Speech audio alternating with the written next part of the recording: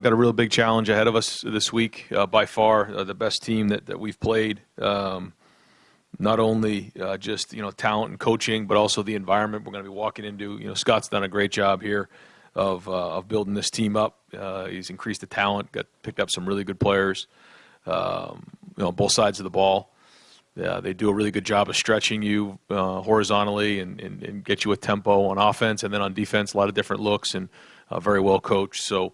This is going to be by far the biggest challenge of the year for us. Going on the road, night game at one of the toughest places to play in the conference. So we get going today with practice and looking for a good week.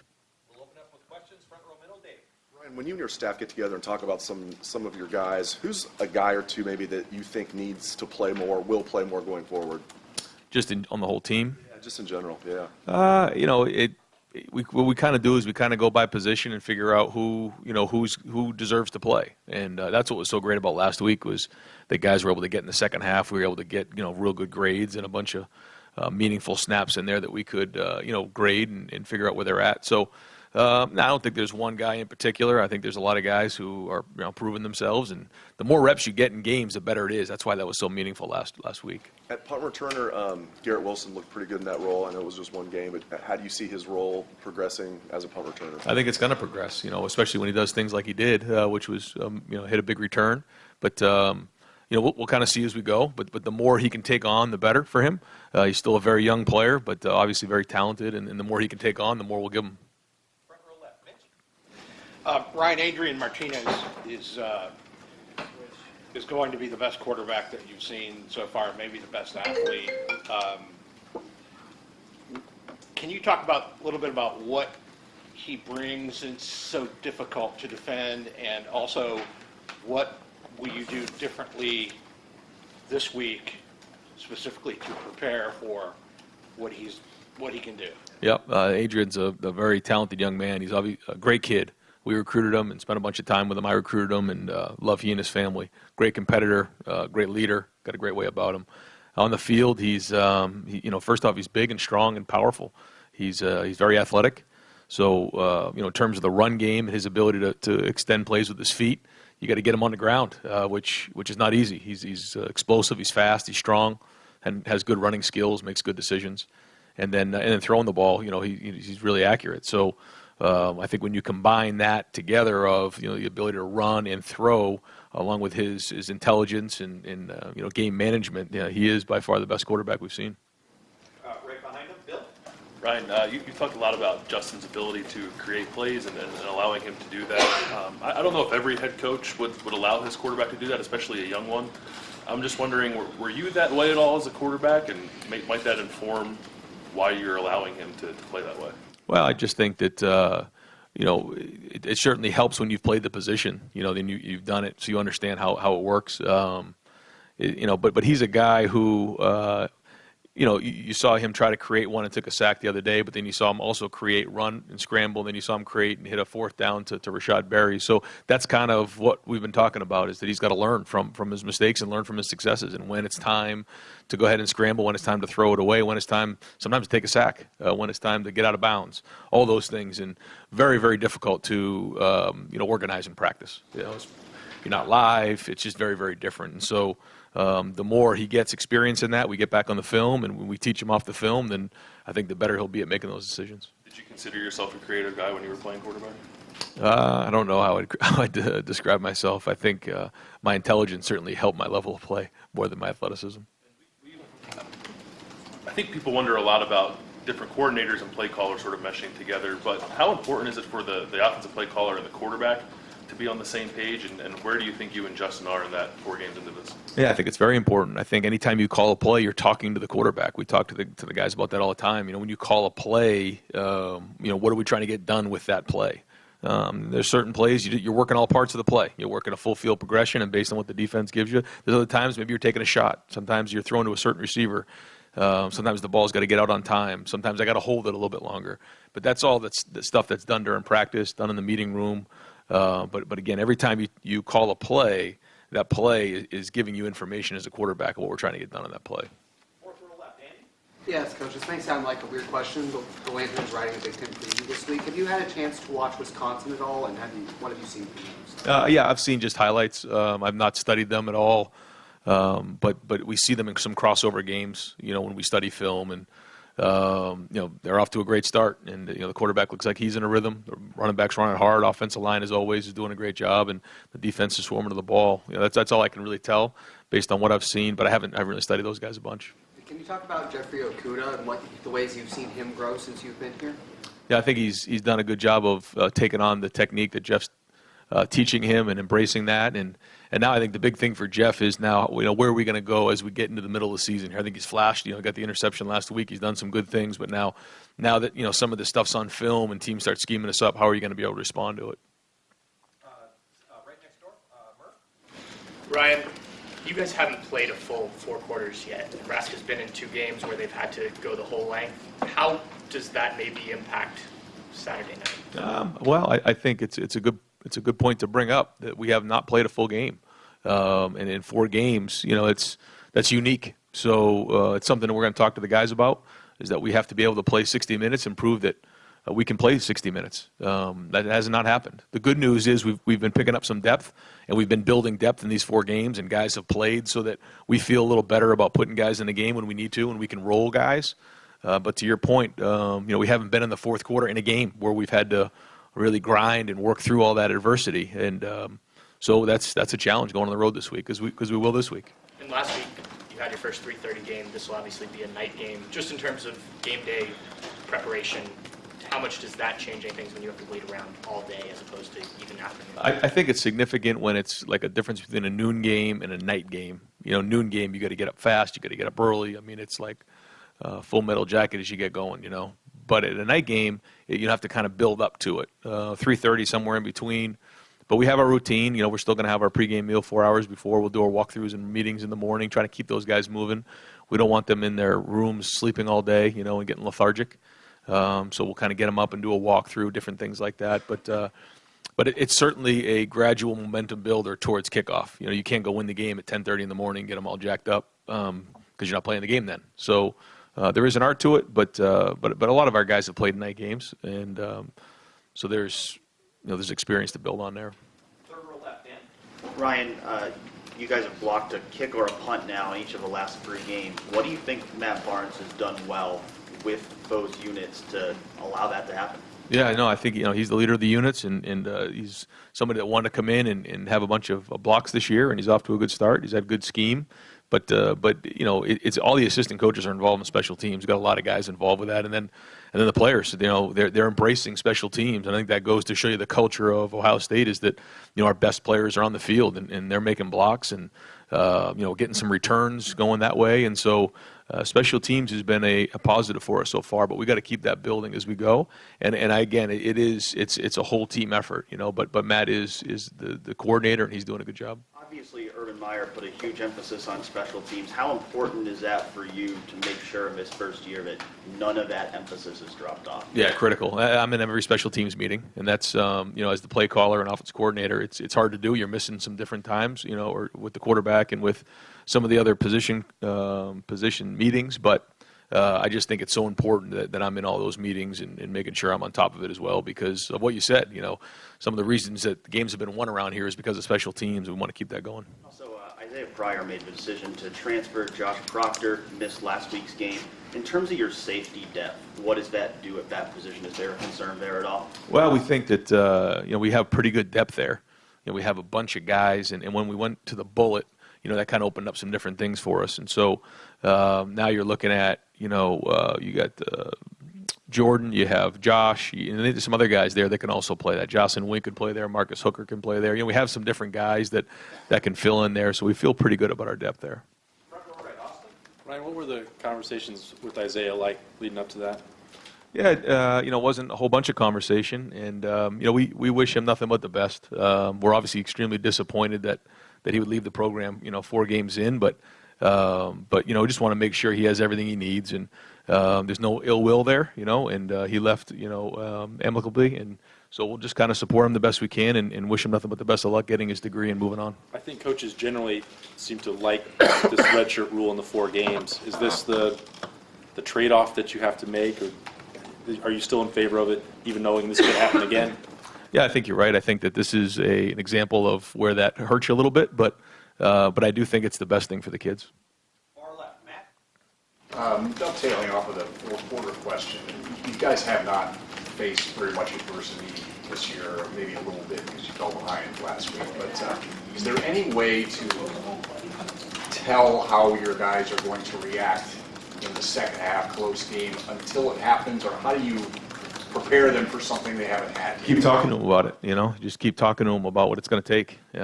We did going into the Indiana game. It didn't come out that way. So we'll just keep talking to the guys about that and making sure that they realize that. I think the older guys who have been through it before do respect that and understand that. I think the younger guys, they have to learn a little bit how that's going to be. But all you can do is just coach them as hard as you can, inform them of what it's going to be, and give them the tools ready for when adversity hits, how to handle it. The last couple of years, Ohio State has had road games that just got away from them. Do you as a staff talk about, hey, what happened in those games? Do you review that? And is that something you discuss with the team, or you not want to, that's the past and you don't want to worry about that? Yeah, for sure. We talk about it in the offseason. We talk about it in the preseason. We talk about it now. And I think one of the things that we have to continually do, which has been our mantra all along, is when you're a prize fighter, no matter what match you're into or what fight you're going into, someone's going to try to take you out, and you have to be ready for that. And if you ever let your guard down, you're going to get knocked out. And so that's been something we've talked about in winter workouts. We've talked about it in the preseason, bringing it every single day so that that something like that doesn't happen. So again, you talk about it, you address it, you just keep following up with it, and you just keep hammering away at it. Second row left, Ari. Ryan, I know that Garrett Wilson gets a ton of attention, but I was wondering what your take on Jamison's progression is. I think that he has some track speed that, you might not have a lot of.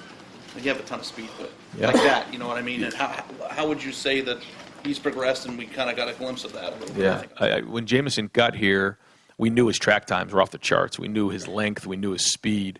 And what we didn't know was how tough he was. This is a guy who's practiced really, really hard. He goes in there and just tries to, there's a couple clips of film where he's just throwing his body around. And, that was really impressive to all of us.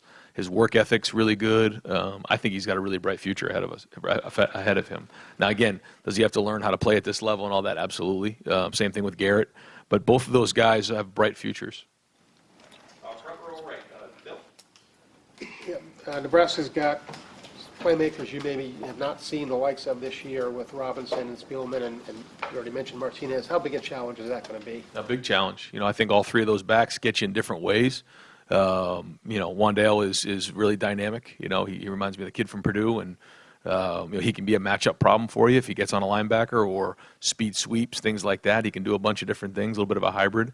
And the other guys run hard. Those two other backs, they run downhill. And they got some receivers. Spielman, like you said, is a playmaker, and then Martinez. You have to be able to handle his feet too. That's the other part of this thing. So when you combine that all together with the tempo, it's hard to prepare for. And I know that you've had challenges in every game, and you don't take any game lightly. But is there something different about this week? It almost feels like the preseason is over. That it really starts in earnest this week. Do you get that sense in the building?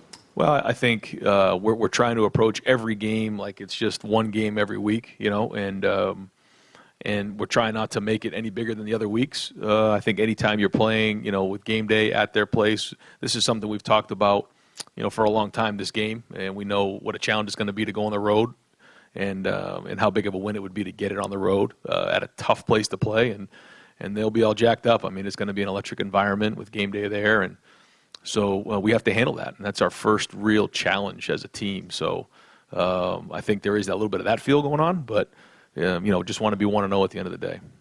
Right next door, Joey. With Adrian Martinez, and when you guys were recruiting him, how close was he to getting a scholarship here? Very close, yeah.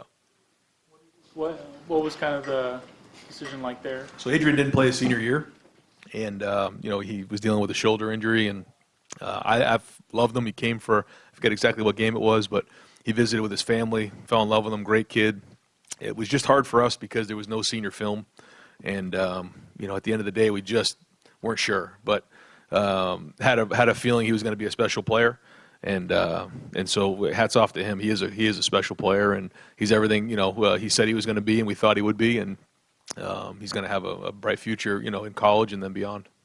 And just looking at your own stats this year, the tempo this year in terms of like plays per minute's a little higher this year. Do you guys feel you're playing faster, or is it early? I don't know. I mean, I think there's times we're playing fast. I still think it's hard to tell because in these 4 games, the second half we haven't been able to really get out there with the ones and finish out a whole game. So tempo is a part of our game, but it's not something we're going to do every week. And we'll just keep using it as we think it fits. There are a lot of questions about Ohio State entering the season. Just new head coach, new defensive staff, transfer quarterback. When you've essentially clicked on all cylinders these first 4 games, like if you go back to July and August and how you maybe envision this season, do you think you're ahead of schedule at this point? I don't know. I mean, I do hear what you're saying. I think that we've shown, some flashes, and we've played hard, we've played tough, and we've tackled. But I don't think until you start to get into the meat of the season. And I don't know. It's just one of those things. Until you really get going with some of these conference games, you don't really know where you are. I am proud to say that I think we're playing hard, we're playing tough, we're executing. It's clean. There's not a lot of penalties, not a lot of turnovers. Again, but that doesn't mean anything if we don't keep it going. So, I think it's a solid start, but it's just a start. Front row right, Tim? Yeah, Brian, maybe kind of a dumb question, but is an opponent obligated to tell you what uniform it's going to wear for a game? You know what I mean? Color scheme, et cetera. I don't know that, actually. The reason I'm just asking because of the all-black, connotation the last couple of years when you guys have played. So you haven't heard what I haven't, Nebraska's actually, played. no. Number 2, when you watch Nebraska on video, people over there think they're better defensively this year. What do you see that tells you they are? I agree with that. I think they are. I think they've added some pieces up front. I think their front is big, strong, powerful. They use their hands well. And then I think their secondary and linebackers are another year into the system. There's a lot of the guys that have been there last year, and I think they're doing a good job. Anytime you're 2 years into a system, then it's a little bit more intricate. You can get in and out of things. You can make in-game adjustments faster, and they're doing that. And then one other quickie. Did you get home in time to watch some of the end of that game the other night, the Illinois? Yeah, I did. Yeah. What just stood out to you about their fourth quarter? I mean, what did you see a spark there? You understand what I'm saying? I thought your team's on a ride. Well, I think when you look at the numbers, I think it was 670 yards to under 300 yards, and I thought they had pretty much dominated the whole game. They just turned the ball over. So if they don't turn the ball over, I don't think that game's even close. So I think they're playing well. Seems like a lot of growth on offense, and you adapt your plan, obviously, to the opponent. There seems to be new looks, new plays. Is there less a tendency to do that when the margin of error decreases against a tough opponent at night, or do you stay true to yourself and keep growing? I think that's something that we talk about on a daily basis, and that is, how much new do you need? And then how much do you just want to let the kids play and run the plays they know really well? I think that's, again, the art of coaching is figuring out that balance.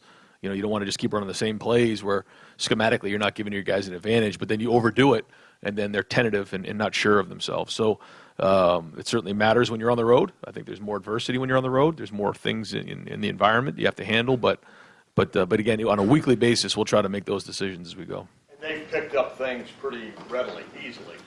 Yeah, I think so. Yeah, I think so. And we do a lot of concept-based teaching so that we're able to kind of jump in and out of things as opposed to just, this is a play, this is a concept, and how do you fit into the concept? And when you do that, it's easier to kind of move formations around, change ideas. Maybe, you run a route, but you just tag one guy. Things like that is a little bit more concept-based. And that way we're able to kind of, move in and out of formations or personnel groupings. Second row right, Tony? Ryan, when you were devising what kind of defense you wanted, was this one of those, was the Nebraska offense one of those things that you saw that you need a defense that can defend that type of scheme?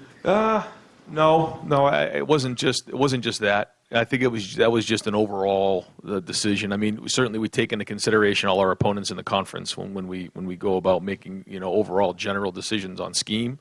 But this is one that we certainly have had a lot of conversation about. overall, you've got Austin Mack with 7 catches this year, graded out a champion 3 times. What does it say about the unselfishness of that group that they're continuing to grade out as champions and maybe not produce? Well, they're producing. It's just, their time is coming. And when I think last week, Austin had, maybe 4 targets or something in the first half. Doesn't play in the second half. He has a touchdown called back.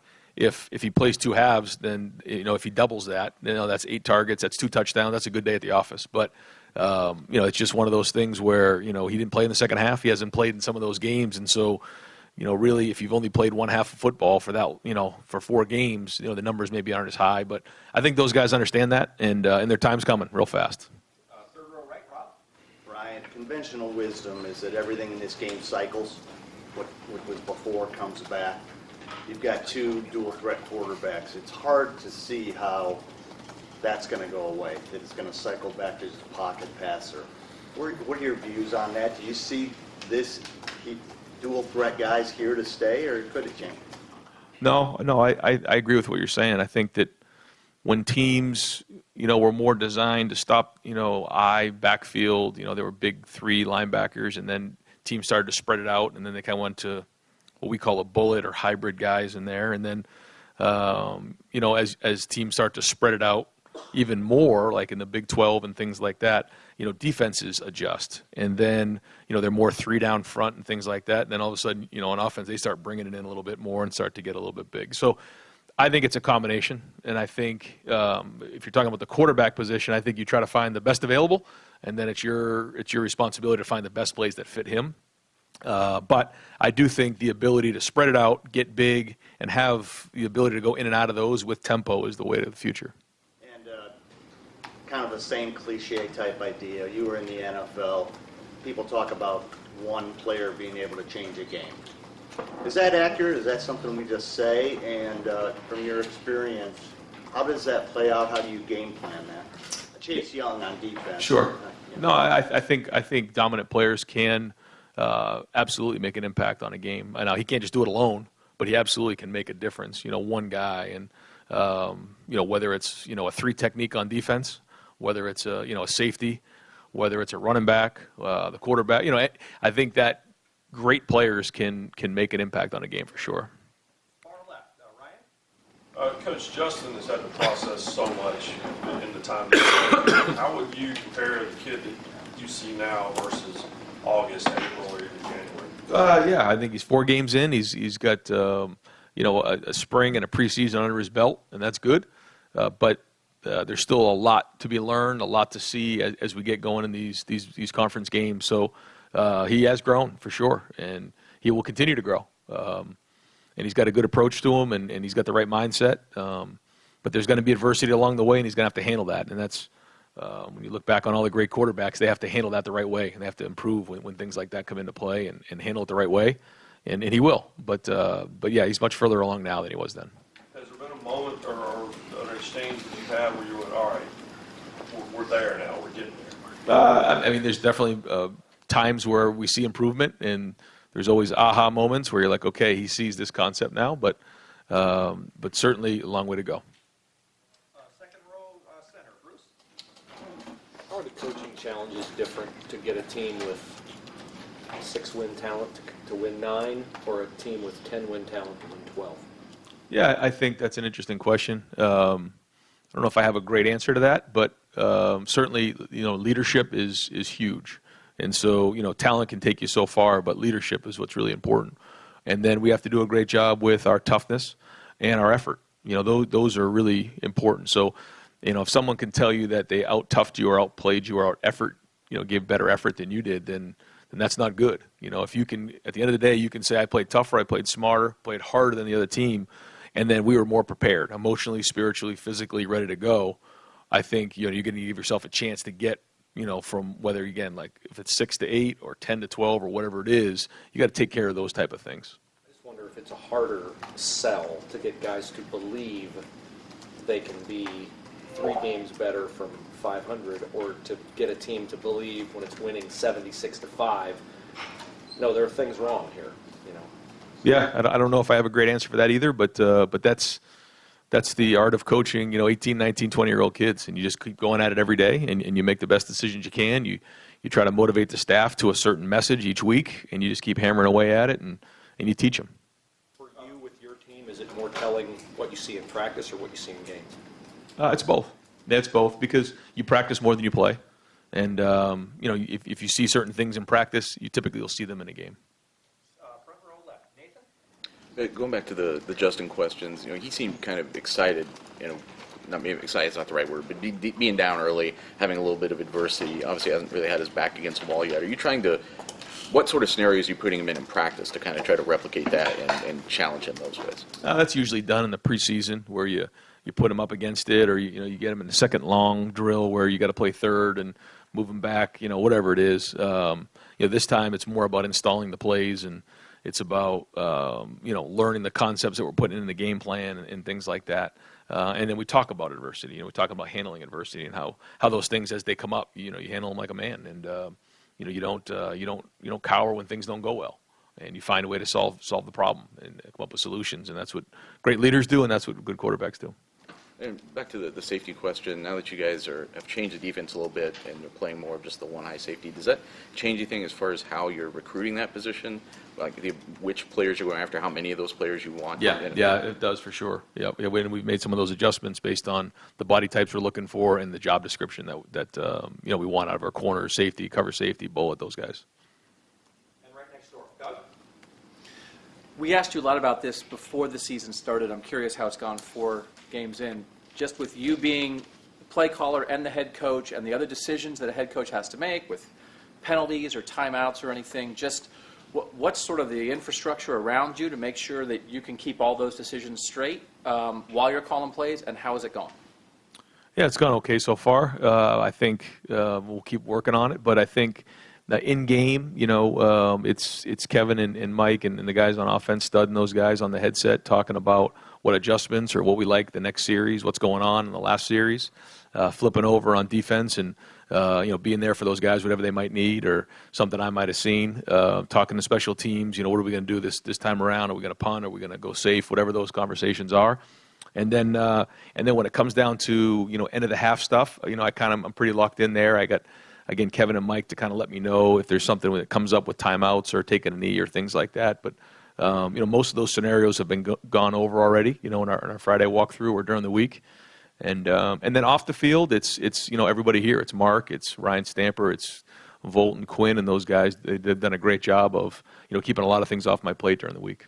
Is it, when you're trying to think of how, even if you're not on offense in that moment, we're trying to attack them, what are we going to do next? The idea of this penalty just came up, wait, but we could decline it, we could accept it, something like that in the moment. Do you always know exactly, can you think of everything in the moment in your head right there, or does it help if someone says, hey, think about this because you have a million things in your head? I like it quiet. I like it quiet so that because I think sometimes too many people could just make it confusing. And so I kind of like it as quiet as you can on the headset. And then, when the conversation needs to be had, it's had. But I think sometimes when there's too many voices, it just gets confusing. And then, I'm sorry if this is like a 6-minute question, but when the difference of calling plays as a offensive coordinator and as a head coach, not in the logistical sense, but in the sort of the weight you feel of it or your responsibilities of it. I would imagine that it could be that hey, when you're the offensive coordinator, I'm just worried about the offense. I can do what I want. The head coach has to worry if I put the defense in a bad spot. And then when you're the head coach, it's man, I'm not just thinking a flea flicker here would be cool. I've got to think, what does this mean for our defense? What does it mean for special teams? I would think maybe as a head coach, you want to be collaborative. You want to make sure everybody has their own voice. But also I would maybe think as a head coach, you think finally I get to do whatever I want. Right? Very, very comprehensive question you have. I like to lay out all the scenarios and you can pick one. My answer is yes. Yeah.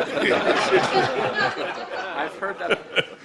I hear exactly what you're saying. Is it different? It is different. It is different. I think that I take a lot of pride in the fact that, and I think all of the guys on offense, is that it's not about just scoring the most amount of points or just getting the most amount of yards and trying to pad your stats. It's about what the plan to win and winning.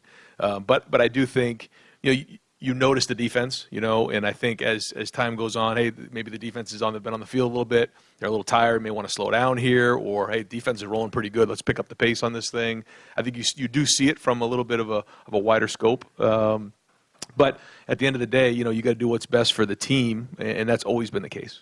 And what percent of it is, I'm the guy in charge, I finally can do exactly what I want to do? Is there some component of that I'm not fitting my ideas to, the head coach has the final say, we all work on it together? Is there some freedom in that of like, this is exactly how I want to run offense? I think we've always done it that way, where everybody gets into a room, we put it on the board. Once it's on the board, we all agree on it, and it's a group effort. And that's everybody involved. That's not just me. And whether it's Kevin, Mike, Stud, guys on defense, it's Greg, it's Jeff, it's all those guys involved in it. So it's not just one person. And I think sometimes there's really good arguments. There's good back and forth, but then once we leave that room, we come up with the right decision, and then we all support it.